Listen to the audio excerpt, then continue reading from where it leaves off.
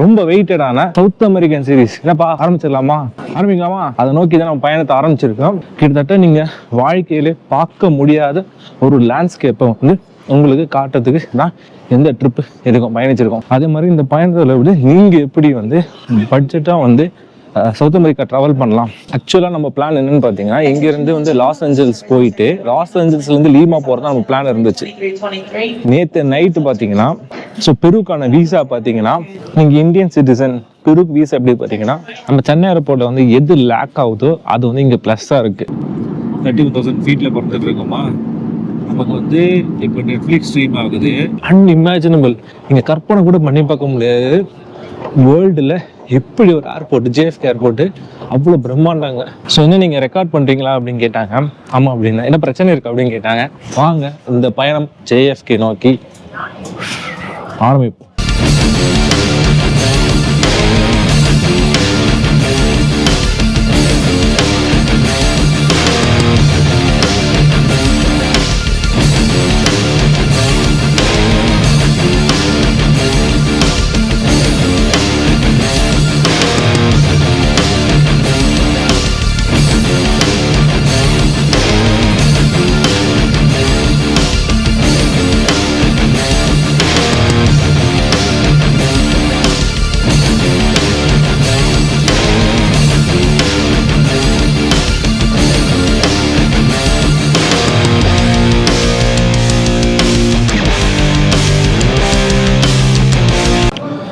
Morning மக்களே, இன்னைக்கு நம்ம ஆஸ்டின் ரெக்ஸ்டம் ஏர்போர்ட்லாம் இருக்கோம். கடைசியாக நீங்கள் வந்து என்னை வந்து அந்த ஹூஸ்டன் நாசா போயிருப்போம், அப்புறம் வந்து சான் ஆண்டனியோ போயிருப்போம். அமெரிக்கா பற்றின ஒரு கிளிம்ஸை உங்களுக்கு நான் கொடுத்துருப்பேன். ஓகேங்களா? ஸோ இங்கே வந்து நம்மளோட ரொம்ப வெயிட்டடான சவுத் அமெரிக்கன் சீரீஸ். என்னப்பா ஆரம்பிக்கலாமா? அதை நோக்கி தான் நம்ம பயணத்தை ஆரம்பிச்சிருக்கோம். ஓகேங்களா? இந்த மஸ்ட் வெயிட்டட், எனக்கே ரொம்ப நாளாக போகணும் இந்த கண்ட்ரி. என்னென்ன கண்ட்ரி? பெரு, பொலிவியா, சிலி, அப்புறம் காட்டகானா. பொலிவியாக்குள்ளே கொலம்பியாக்குள்ளே போகணும்னு சொல்ல முடியாது, மேபி நம்ம ட்ரை பண்ணுவோம். ஓகேங்களா? நான் இப்போயே சொல்லிடுறேன், ட்ரை தான் பண்ண போகிறோம் கொலம்பியாக்குள்ளே போகிறதுக்கு. ஏன்னா நமக்கு வந்து பார்த்தீங்கன்னா ஒரு 10 மணி டிரான்ஸ்லேட் இருக்குது கொலம்பியாவில். ஸோ பிளான் அங்கே இருக்குது. அப்புறம் நியூயார்க் போகிறோம், திருப்பி அமெரிக்கா தான் வரும் நம்ம ஆக்சுவலாக. ஓகேங்களா? ஸோ இந்த அடுத்த வரப்போகிற 22 நாள் நம்ம சவுத் அமெரிக்காவில் பயணிக்க போகிறோம். எவ்வளோ நாள்? 22 நாள். ஆல்ரெடி வந்து ஒரு வாரம் ஆயிடுச்சு, இந்தியாவிலேருந்து 7 நாள் ஆயிடுச்சு. இன்னும் ஒரு 22 நாள் வெறும் சவுத் அமெரிக்காவில் மட்டும் பயணிக்க போகிறோம். ஓகேங்களா? கிட்டத்தட்ட நீங்கள் வாழ்க்கையிலே பார்க்க முடியாத ஒரு லேண்ட்ஸ்கேப்பை வந்து உங்களுக்கு காட்டுறதுக்கு தான் எந்த ட்ரிப்பு பயணிச்சிருக்கோம். நீங்கள்லாம் பண்ண வேண்டியது ஒன்றே ஒன்று தான், தயவு செஞ்சு ஷேர் பண்ணுங்கள். ஏன்னா ஒரு பெரிய சம்பவம் இது வரைக்கும் தமிழில் வந்து ரொம்ப போய் காட்டாத இடங்கள்லாம் நான் உங்களுக்கு காட்ட போகிறேன். ஓகேங்களா? யாருமே வந்து கட்டியிருக்க மாட்டாங்க. சொன்ன மாதிரி இடங்கள்லாம் தேடி போய் காட்ட போகிறது தான் இந்த பயணத்தோட குறிக்கோள். அதே மாதிரி இந்த பயணத்தில் விட நீங்கள் எப்படி வந்து பட்ஜெட்டாக வந்து சவுத் அமெரிக்கா ட்ராவல் பண்ணலாம். பெரு போகணும், பொலிவியாவில் கசால் ஃப்ளாட் போகணும், மச்சு பிச்சு போகணும் அப்படின்னு கேட்டிங்கன்னா, ஸோ எல்லாத்தையும் இந்த சீரீஸ் ஃபுல்லாக பாருங்கள். உங்களுக்கு வந்து கண்டிப்பாக ஒரு ஐடியா கிடைக்கும். ஸோ இந்த ரெக்ஸ்டம் ஏர்போர்ட்டில் ஆரம்பிக்கிற இந்த விளாக், ஓகேங்களா, எங்கே போய் முடியும்னா லீமாவில் போய் முடியும். லீமாவில் இருக்கிற பரிவானா ஹாஸ்டல் போய் முடியும். ஸோ இந்த லீமா போகிறதுக்கு இங்கேருந்து நம்ம வந்து 6:40 ஃப்ளைட்டு, 6:40 ஃப்ளைட்டு. எங்கேன்னு கேட்டிங்கன்னா ஜேஎஃப்கே. எதில் போகிறோன்னு கேட்டிங்கன்னா டெல்டாவில் போகிறோம். ஸோ டெல்டாவில் போய் ஏற போகிறோம் ஃப்ளைட்டு. இங்கேருந்து ஆஸ்டின்லேருந்து டெல்டா ஏர்வேஸ் மூலியமா கிட்டத்தட்ட 3.5 hours ட்ராவல் பண்ணி நியூயார்க் போய் சேர போகிறோம். அங்கேருந்து நமக்கு 1.5 மணி நேரம் லே ஓவர். ஸோ அந்த லே ஓவருக்கு அப்புறமா அங்கேருந்து நியூயார்க்லேருந்து லத்தம் பெரு ஏர்லைன்ஸில் போய் சேர போகிறோம். நமக்கு இப்போ இருக்கிற ஆஸ்டினுக்கும் நியூயார்க் வந்து 1 hour அகேடாக இருக்குது. ஓகேங்களா? ஸோ இது வந்து போய் சேர்றதுக்கு எப்படியும் ஒரு 11 மணி ஆகிடும், 10 மணி ஆகிடும். அங்கே வந்து பார்த்தீங்கன்னா 12:30 ஃப்ளைட் நமக்கு. ஸோ நைட்டு வந்து லீமா டைமும் நியூயார்க் டைமும் ஒரே டைம் தான். ஸோ ஒரு 9 மணிக்கு போய் சேரும்.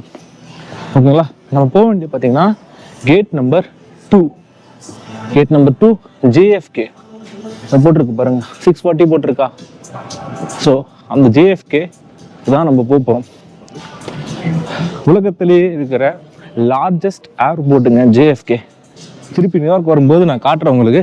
இப்போ ஒரு கிளிம்ஸ் காட்டுறேன். ஆக்சுவலாக பிளானே வேறு. என்ன தான் யோசிக்கிறீங்க? ஆக்சுவலாக நம்ம பிளான் என்னன்னு பார்த்தீங்கன்னா, இங்கேருந்து வந்து லாஸ் ஏஞ்சல்ஸ் போயிட்டு லாஸ் ஏஞ்சல்ஸ்லேருந்து லீமா போகிறது தான் நம்ம பிளான் இருந்துச்சு. நேற்று நைட்டு பார்த்தீங்கன்னா ஃப்ளைட் வந்து கேன்சல் பண்ணலை, ஒரு லேட்டாக போட்டாங்க. இப்போ காலையில் 6-7 மணிக்கு கிளம்ப 7:20 கிளம்ப வேண்டிய ஃப்ளைட் அது பார்த்தீங்கன்னா 10:10 போட்டாங்க. ஸோ 10:10 போட்டதுனால அதுக்கப்புறம் கிளம்புற ஃப்ளைட்டை வந்து டிலே ஆயிடுச்சு. நான் லக்கியாக வந்து அஃபிஷியல் ஏர்லைனில் புக் பண்ணதுனால அவங்க என்ன பண்ணாங்கன்னா எனக்கு ஆப்ஷன்ஸ் கொடுத்தாங்க. இல்லாட்ட போகிறீங்களா எப்படி என்ன எதுன்னு கேட்டாங்க. நான் வந்து நைட்டே போய் ஆகணும் சொல்லிட்டு ஒரு கட்டாயத்தில் இருந்தேன். ஓகேங்களா?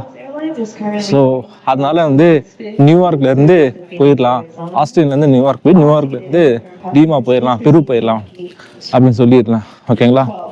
ஸோ பெருக்கான வீசா பார்த்தீங்கன்னா நீங்கள் இந்தியன் சிட்டிசன். பெருக்கு வீசா எப்படி பார்த்தீங்கன்னா நார்மலாக பார்த்தீங்கன்னா நீங்கள் வந்து எம்பசியில் தான் போய் இருக்கணும். எம்பசியில் உங்களுக்கு பேங்க் ஸ்டேட்மெண்ட்டு எல்லாமே சப்மிட் பண்ணி நார்மலாக இப்போ சப்மிட் பண்ணோம், எல்லாமே போய் சப்மிட் பண்ணோம். டெல்லியில் இருக்கிற பெருவியன் எம்பசிக்கு போனோம். ஓகேங்களா?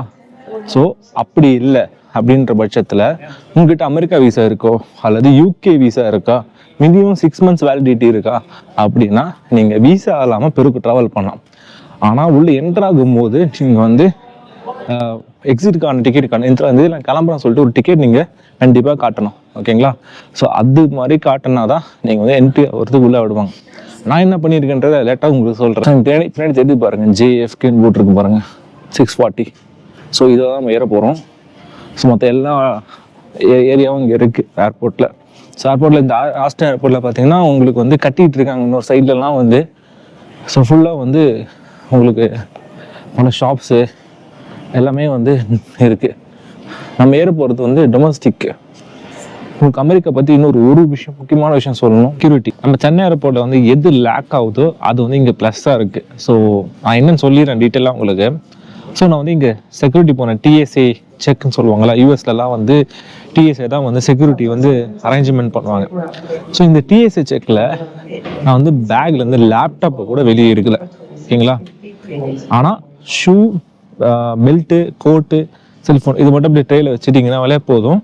உங்களுக்கு ஆட்டோமேட்டிக் தனி ட்ரேயில் வைக்கணும். ஸோ பேக்கு தனியாக அது தனியாக வச்சிட்டிங்கன்னா ஸோ அதை படிக்கு உள்ளே அமைச்சிட்டு நீட்டாக உங்களுக்கு ஒரு 5 நிமிஷம் கூட இல்லைங்க, ஸோ வந்துடுவாங்க. அதே மாதிரி போர்டிங் பாஸ் என்ட்ரியில் ஸ்கேன் பண்ணுவோம்ல, நம்ம இங்கே போர்டிங் பாஸ் நான் ஸ்கேன் பண்ணவே இல்லை இன்னும். ஓகேங்களா? ஜஸ்ட்டு பாஸ்போர்ட் மட்டும் தைச்சாங்க. போர்டிங் பாஸ் பார்த்தீங்கன்னா நான் வந்து மொபைலில் இருக்கேன் என்கிட்ட. ஸோ நம்ம வந்து உங்களுக்கே தெரியும் பேக் பேக்கிங் பண்ணுறோம். ஸோ இந்த ஒரு பேக் தான் அடுத்து போகிற நியூயார்க் இந்தியா போகிற வரைக்கும் நமக்கு இந்த ஒரே ஒரு பேக் தான் இருக்குது.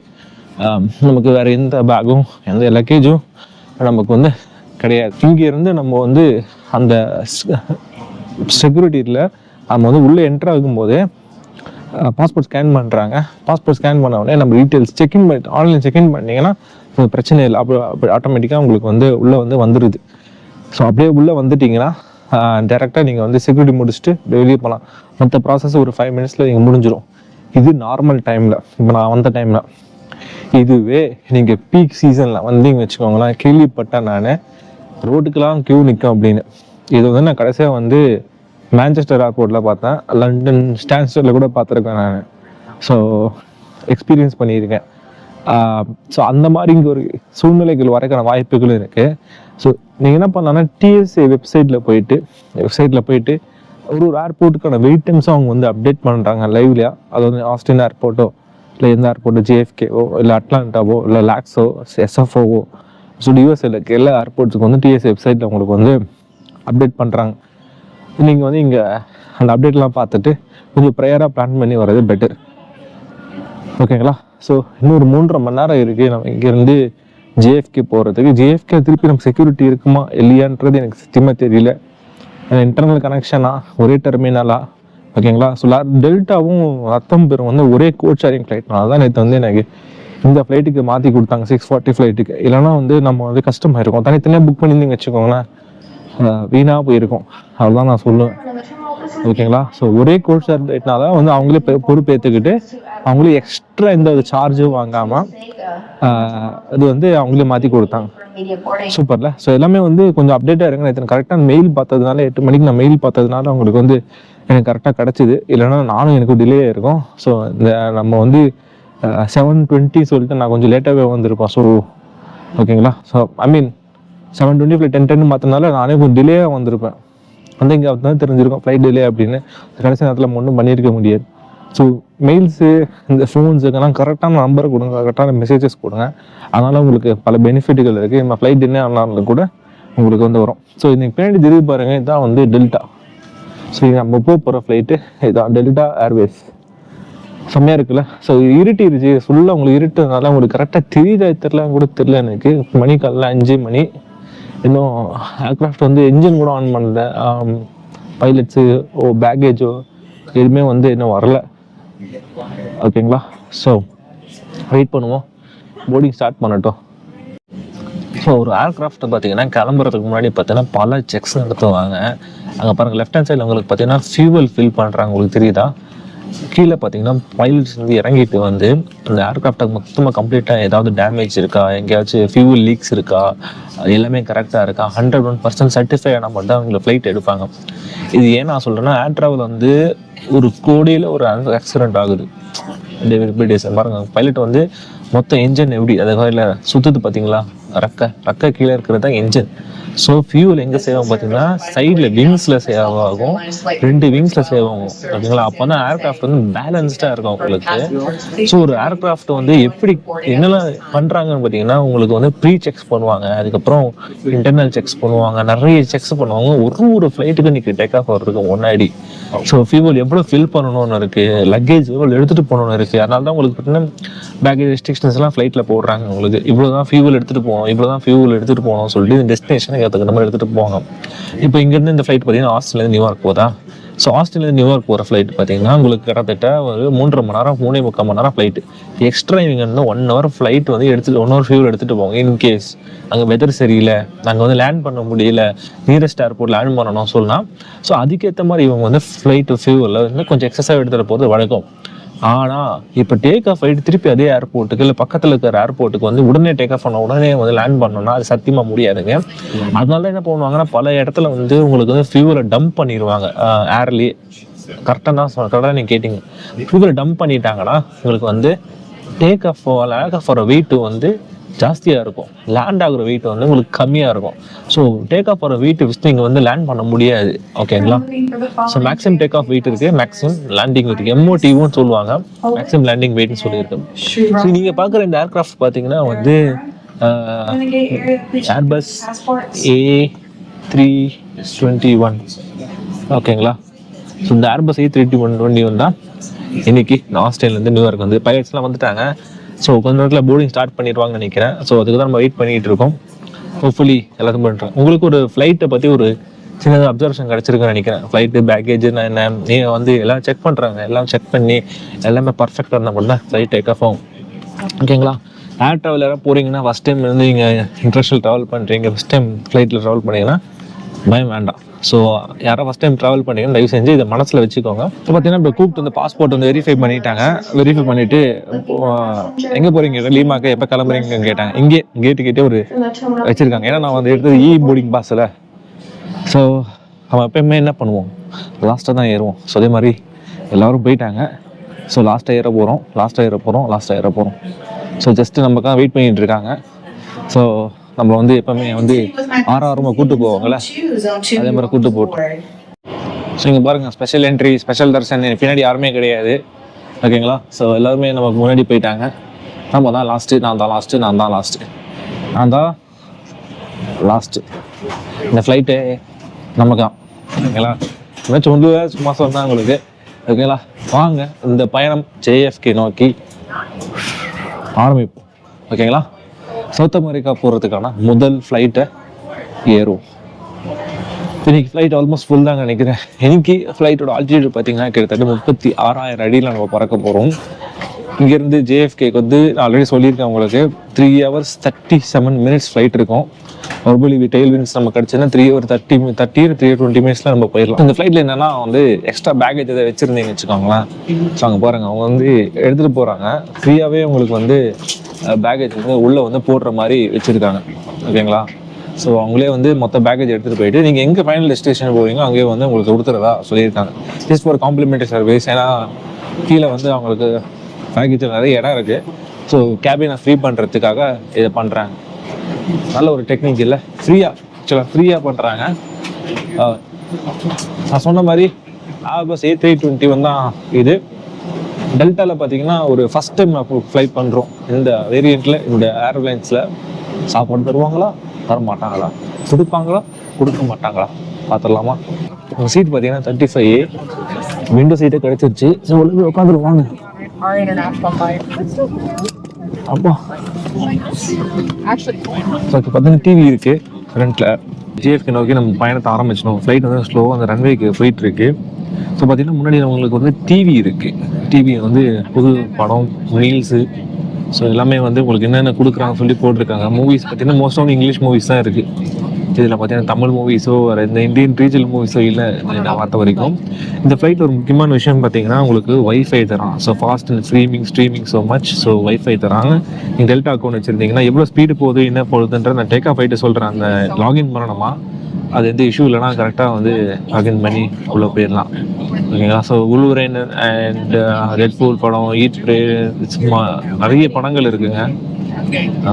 New releases, flight audio descriptive, 102 action adventure, comedy, critical acclaim, documentary, drama, kids, old cinema. So old சினிமாவில் ஏதாவது நம்ம இந்தியன் மூவிஸ் இருக்கா? இல்லைங்க, இது இந்தியன் மூவிஸ் எதுவும் இல்லை. ஓகேங்களா? ஸ்பாட்டிஃபை ஆடியோ இருக்குது. ஓகேங்களா? ஸோ ஃப்ளைட் டிம் ஆயிடுச்சு இப்போது. ஸோ ஆல்மோஸ்ட் பார்த்தீங்கன்னா ரன்வே நோக்கி போயிட்டுருக்கோம் நம்ம. உங்களுக்கு தெரியுமா தெரில உங்களுக்கு. ஸோ இப்போ தான் வந்து ஸ்லோவாக சன் ரைஸ் ஆகிட்டு இருக்கு. இப்போ டைம் பார்த்தீங்கன்னா கரெக்டாக மார்னிங் 7 o'clock ஒரு சன் ரைஸ் பார்த்தீங்கன்னா இங்கே ஆஸ்டினில் 7:26 சன் ரைஸ் ஆகும். ஸோ அந்த டைம் தான் சன் ரைஸ் ஆகுது இங்கே. உங்களுக்கு எல்லாம் அந்த டவுட் இருக்கும். ஓகேங்களா? அந்த டவுட் என்னென்னா, உள்ள சாப்பாடு தரவங்களாம் தரமாட்டாங்களாம். இங்கே வந்து நீங்கள் இந்த செட்டப்லாம் பார்த்துட்டு ரொம்பவே உங்களுக்கு ப்ரீமியமாக இருக்கும்னு நினைக்கிறேன். ஓகேங்களா? ஆனால் மீல்ஸை வந்து மட்டும் காசை கொடுத்து தான் வாங்கணுமா? நான் ஏன்ற லேட்டராக சொல்கிறேன் உங்களுக்கு. ஓகேங்களா? ஸோ வந்து டேக் ஆஃப் போயிருவோம் ஜிஎஃப்கே நோக்கி, சவுத் அமெரிக்கா நோக்கியான பயணத்தை ஆரம்பிச்சிருவோம். எனக்கு தெரியாது, இந்த டார்க்கில் உங்களை எனக்கு தெரியாது, வெளியில் பாருங்கள். ஓகேங்களா? ஸோ பாருங்கள், இப்போ தான் வந்து ஸ்லோவாக உங்களுக்கு வந்து இந்த ஆரஞ்சு ஸ்கைஸ் வந்து செம்மையாக இருக்குது வெளியில். சும்மா அட்டகாசமான ஒரு டேக் ஆஃப் இருக்க போகுது இது. கிட்டத்தட்ட பார்த்தீங்கன்னா டேக் ஆஃப் ஸ்பீடு இன்றைக்கி எவ்வளோன்னு பார்த்தீங்கன்னா ஒரு நார்மல் டேக் ஆஃப் ஸ்பீடு பார்த்தீங்கன்னா ஒரு 220 230 வந்து V1 ரீச் பண்ண. V1னா ஃப்ளைட்டோட ஃப்ரண்ட்டோட அந்த வீலை தூக்குனா அது V1 அர்த்தம். V1 ரொட்டேட்னு சொல்லுவாங்க. அதை அப்படியே கொஞ்சம் ரெக்க பறந்து சிறகா மேலே பறப்போம் நம்ம. ஓகேங்களா? இந்த பாருங்கள், ஸ்கைஸை மட்டும் பாருங்கள். சும்மா அவ்வளோ பிரம்மாண்டமாக, அவ்வளோ ஆரஞ்சு கலரில் சும்மா அமேசிங்காக இருக்கும். ஆஸ்டினோட காலையில் இருக்கிற இந்த டேக் ஆஃப் 7:26 சன்ரைஸ் ஆகுது. இந்த 7:26 கரெக்டாக நம்ம வந்து டேக் ஆஃப் ஆகிறோம் 7 o'clock. இந்த பக்கம் நான் சன்ரைஸ் ஆகல பாருங்கள், அந்த பக்கம் தான் சன்ரைஸ் ஆகும். ஆஸ்டினோட ஏர்போர்ட்டை பாருங்கள், ஒரு அவுட்லுக் உங்களுக்கு கிடைக்கும். செம்மையாக இருக்குது ஆக்சுவலாக ஆஸ்டினோட ஏர்போர்ட். வெளியில் பார்க்குறதுக்கு நிறைய வந்து கட்டிகிட்டு இருக்காங்க. நெக்ஸ்ட்டு ஒரு 5-6 இயர்ஸில் ஆஸ்டின் வந்து பெரிய ஒரு ஹப் ஆயிடும். ஆஸ்டின் தான் டெக்ஸஸோட கேபிட்டல். பட் டல்லாஸும் ஹூஸ்டனும் பெரிய ஏர்போர்ட்ஸாக இருக்கிறதுனால ஆஸ்டின் உங்களுக்கு எவ்வளோ பெரிய ஏர்போர்ட் அது தெரியாது உங்களுக்கு. ஆஸ்டின் ஏர்போர்ட் இங்கேருந்து பார்த்தீங்கன்னா இந்தியாக்கெல்லாம் ஃப்ளைட்ஸ் இருக்குது உங்களுக்கு. லண்டன் வழியாக, ஃப்ராங்க்ஃபர்ட் வழியாக, ஸோ மொத்தம் வழியாக உங்களுக்கு வந்து ஃப்ளைட்ஸ் இருக்குது. ஸோ நீங்கள் வந்து சென்னை டு லண்டன் வந்து லண்டன் டு ஆஸ்டின் வரலாம். வெர்ஜின் அட்லாண்டிக் போகுது, பிரிட்டிஷ் ஏர்வேஸ் போகுது. அதேமாதிரி சென்னை டு லுஃப்தான்ஸா போகுது. சென்னை டு ஃப்ராங்க்ஃபர்ட் வந்து ஃப்ராங்க்ஃபர்ட்லேருந்து உங்களுக்கு வந்து ஆஸ்டின் வரலாம். டெக்ஸாஸ் வரணும்னா ஆஸ்டினுக்கு. அது மட்டும் இல்லாமல் கத்தார் ஏர்வேஸ்லாம் உங்களுக்கு மூஸ்டன்லாம் வந்துருமே பார்த்துருமே. டல்லாஸ்க்குலாம் சர்வீசஸ் இருக்குது. ஸோ ரன்வே பார்த்தீங்கன்னா இன்றைக்கி வந்துட்டோம் ஆல்மோஸ்ட் ரன்வே கிட்ட. So next V1 take off speed வந்து ஒரு ஜெட் வேகத்தில் நம்ம வந்து இங்கேருந்து பறக்குவோம். மக்களே பாருங்கள், இப்போ டேக் ஆஃப் ஆயிடுச்சு. டேக் ஆஃப் ஆகிட்டு கிட்டத்தட்ட ஒரு 31,000 ஃபீட்டில் போயிட்டு இருக்கோம். இந்த 31,000 ஃபீட்டில் இன்னும் ஒரு ஸ்பெஷாலிட்டி பார்த்தீங்கன்னா வைஃபைங்க. சும்மா தெறிக்க விடுது வைஃபை ஸ்பீடு. அதை பாருங்கள், 31,000 அடியில் பறந்துட்டு இருக்கோம்.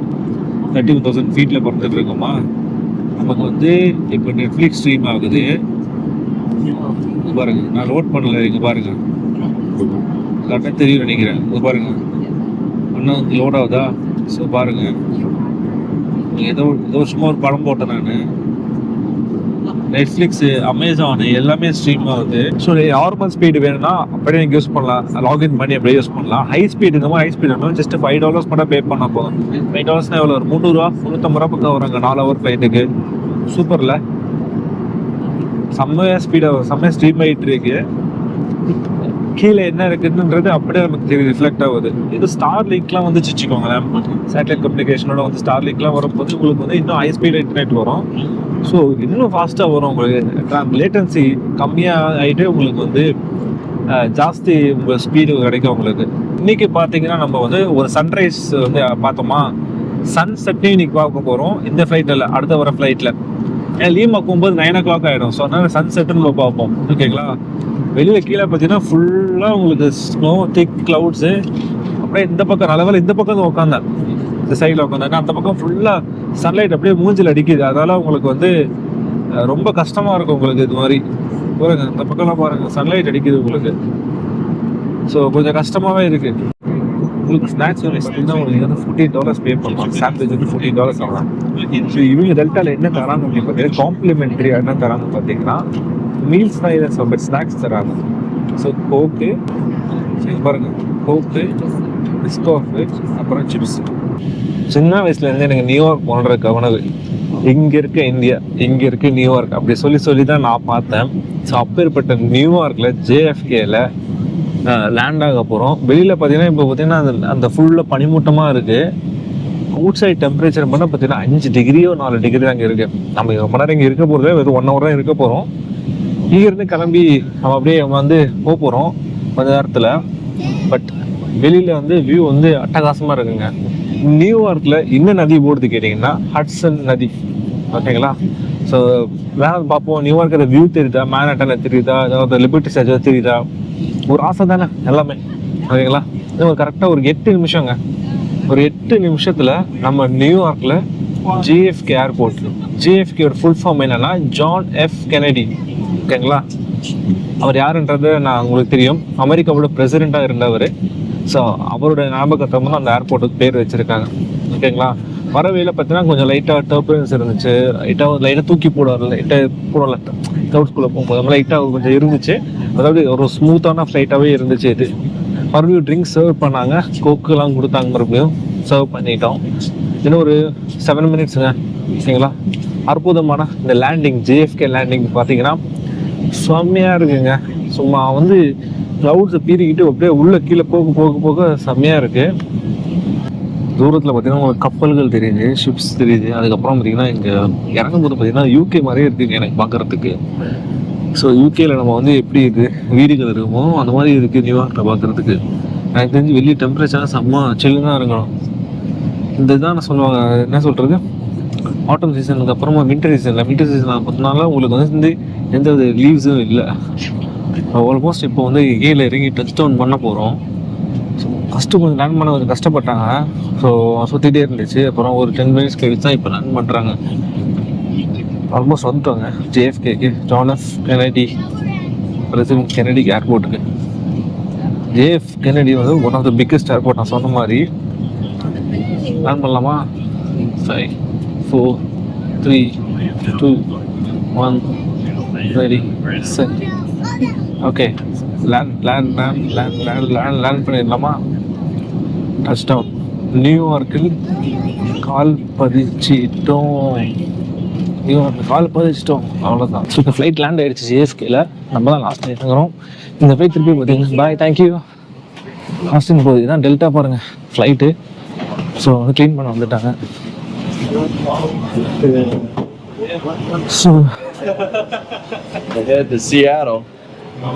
ஸோ JFK லேண்ட் ஆகிடுச்சுங்க. நியூயார்க்கில் கால் பதிச்சிட்டோம். அப்பா, ஓகேங்களா? ஸோ கடை என்ன பண்ணோன்னா அடுத்த ஃப்ளைட்டு நம்ம பிடிக்கணும். செம்ம பிஸிங்க ஏர்போர்ட்டு. ஸோ அந்த மாதிரி இந்த மாதிரி பிஸி. எவ்ரி 30 secondsக்கு ஒரு லேண்ட் ரிங் ஆகிட்டே இருக்குது. இன்னும் சைடில் இன்னும் 30 secondsக்கு டேக் ஆஃப் ஆகிட்டே இருக்குது. ஸோ யூஎஸ்லலாம் பார்த்தீங்கன்னா அரைவல் உங்களுக்கு தனியாலாம் கிடையாதுங்க. ஸோ டெப்பாச்சர் எங்கே இருக்குது அங்கே தான் உங்களுக்கு அரைவலும். ஓகேங்களா? அதாவது தனியாக நீங்கள் அரைவல் மட்டும் தனியாக செப்பரேட் பண்ணி கூப்பிட்டு போவாங்களே இந்தியாவில், அந்த மாதிரிலாம் கிடையாது. எல்லாமே ஒன்றோட ஒன்றா கலந்துருவாங்க. ஸோ இதாங்க நம்ம JFK ஏர்போர்ட்டு.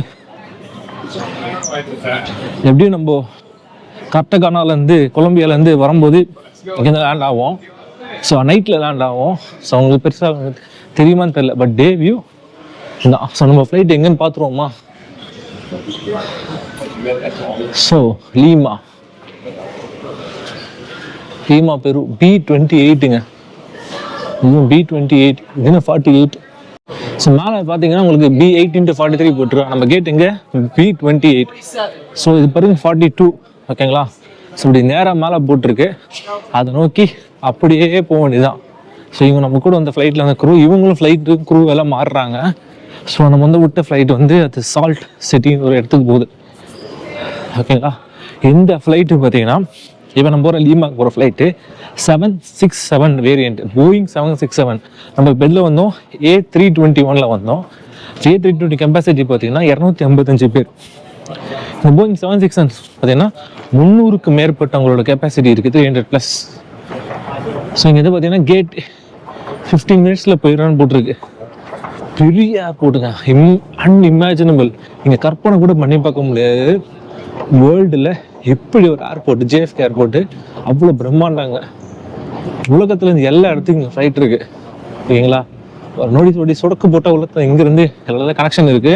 ஸோ ஃப்யூச்சரில் பார்த்தீங்கன்னா இந்த நியூயார்க்காக இருக்கட்டும், லண்டனாக இருக்கட்டும், ப்ராஜெக்ட் சன்ரைஸ் சொல்லிட்டு கொட்டான்ஸ், அது ஆஸ்திரேலியா கம்பெனி இருக்குல்ல, 22 மணி நேரம், 23 மணி நேரம் ஆஸ்திரேலியாவில்